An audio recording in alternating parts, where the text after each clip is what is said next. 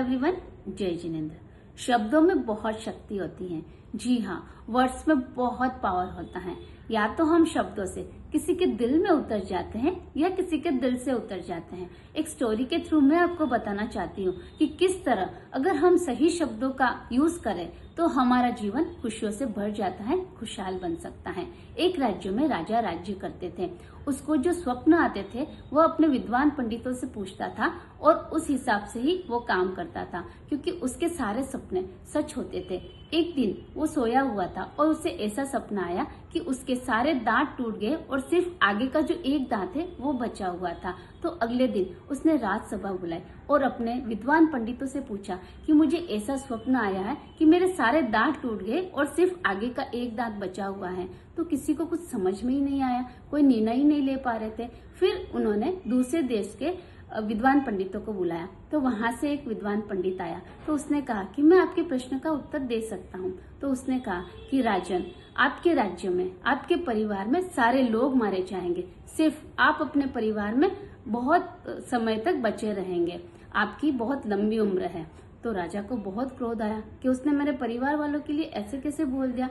उसने उसको दंड दिया और कारागृह में बंद कर दिया। और फिर अगले दिन एक लड़का आया। उसने कहा, राजन, आपके प्रश्न का उत्तर मेरे पास है। तो उसने कहा, बताओ। तो उसने कहा, उस लड़के ने कहा कि राजा जी, आप लंबी उम्र जिएंगे, आप अपने परिवार में सबसे लंबी उम्र के व्यक्ति होंगे और आपसे प्रजा बहुत खुश होगी, आप कई वर्षों तक इस राज्य में राज करेंगे। तो राजा तो बहुत खुश हुआ। उसने बहुत सारा इनाम उस लड़के को दिया। फिर वो लड़का वहां से जा रहा था तो उसने देखा कि कारागृह में वही पंडित बैठा हुआ था। तो उसने कहा, पंडित जी, आप यहाँ आओ।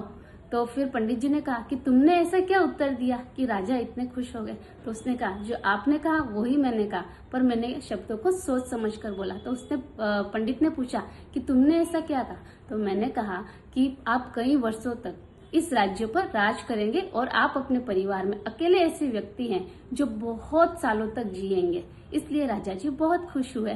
तो इस कहानी का सार यही है कि हमें शब्दों को हमेशा सोच समझकर बोलना चाहिए, सही शब्दों का इस्तेमाल करना चाहिए। आप खुद के लिए भी अगर बोलते हैं तो अच्छे पॉजिटिव शब्दों को बोलिए, और अगर दूसरों के लिए भी अगर बोलते हैं तो अच्छे शब्दों का यूज कीजिए। इससे क्या है, हमारा जीवन बहुत अच्छा चमत्कारों से भर जाता है और हम जो चीज पाना चाहते हैं वो पा सकते हैं। शब्दों में बहुत ताकत होती है, इसलिए शब्दों को सोच समझकर बोलिए।